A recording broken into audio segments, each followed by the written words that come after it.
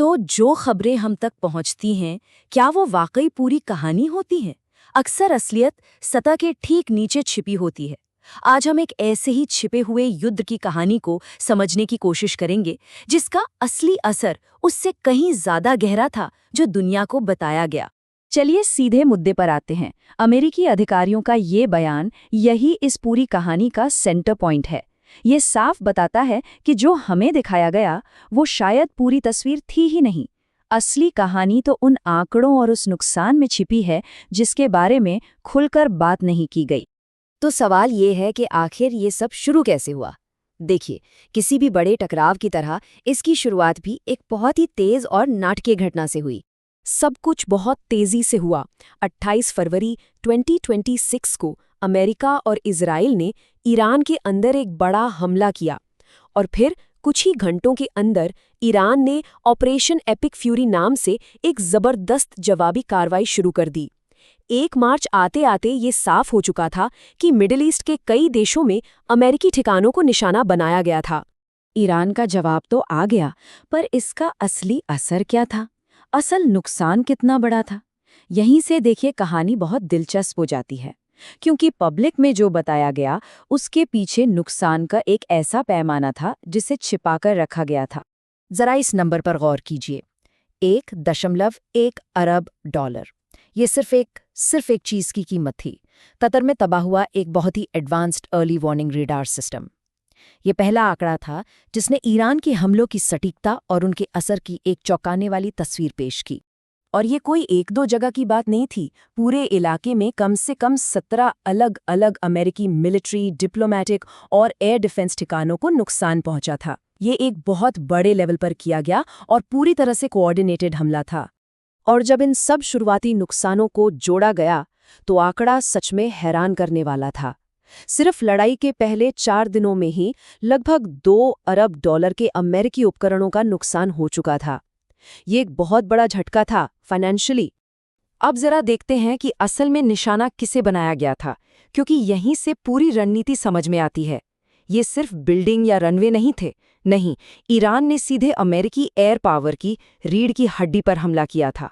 अरबों डॉलर के radar, missile defence के लिए जरूरी थैड सिस्टम और सबसे बढ़कर E3 सेंट्री AWACS, जो हवा में उड़ता हुआ एक कमांड पोस्ट होता है।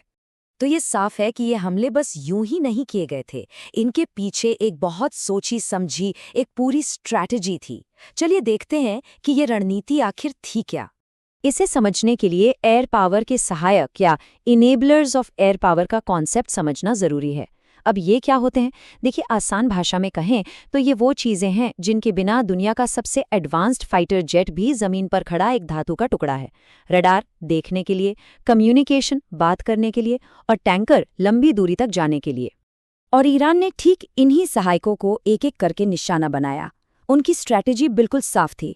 पहला कदम, रडार और सैटेलाइट्स पर हमला करके दुश्मन की आंखें फोड़ दो।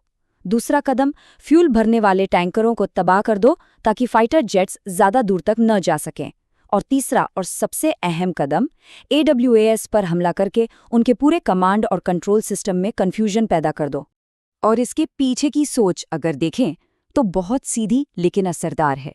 हवा में उड़ते एक सुपरसोनिक फाइटर जेट को मार गिराने से कहीं ज्यादा आसान है जमीन पर खड़े एक बड़े से रडार या एक फ्यूल टैंकर को निशाना बनाना। ईरान ने इसी सिंपल लॉजिक का फायदा उठाया।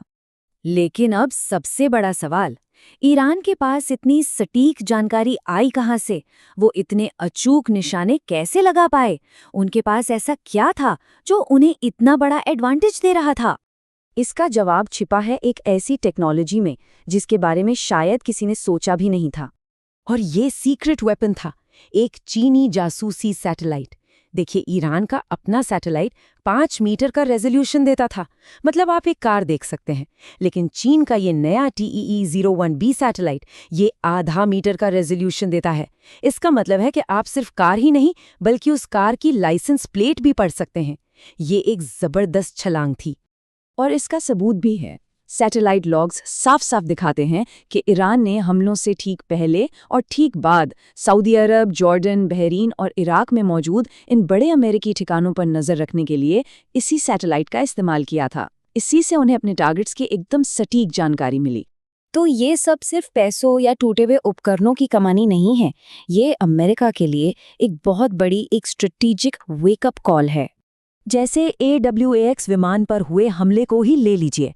ये बेड़ा पहले से ही काफी पुराना है और इनकी संख्या भी बहुत कम है। ऐसे में एक भी विमान का नुकसान होना अमेरिकी एयरफोर्स की कमांड कैपेसिटी पर बहुत भारी पड़ता है। और हालात कितने नाजुक थे इसका अंदाजा इन आंकड़ों से लगाइए। कुल बेड़ा है सिर्फ 16 विमानों का।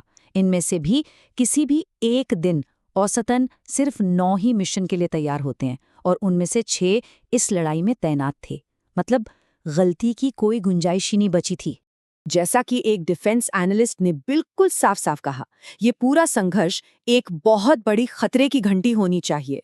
अगर इन घटनाओं से सबक नहीं सीखा गया तो भविष्य में किसी बड़ी ताकत से टकराव के वक्त एक बहुत बड़ी मुसीबत खड़ी हो सकती है। तो आखिर में इस पूरे संघर्ष से बड़े सबक क्या मिलते हैं? पहली बात, एयरबेस अब कोई सुरक्षित किले नहीं रहे। दूसरी बात, अमेरिका के कुछ सबसे कीमती एसेट्स जिनकी संख्या बहुत कम है वो सीधे खतरे में हैं। और आखिर में मिडिल ईस्ट में बढ़ा हुआ तनाव पूरी दुनिया में अमेरिकी सेना की तैयारियों पर असर डालता है। तो ऑपरेशन एपिक फ्यूरी ने ये दिखा दिया कि आज के ज़माने की जंग में कमजोरियां कहाँ छिपी हो सकती हैं। हवा में उड़ते फाइटर जेट्स में नहीं, बल्कि ज़मीन पर मौजूद उन सपोर्ट सिस्टम्स में जिन्हें अक्सर नज़रअंदाज कर दिया जाता है। इसने एक नई सच्चाई सामने ला दी है और अब सवाल बस एक है, क्या अमेरिका अगली चुनौती के लिए तैयार है?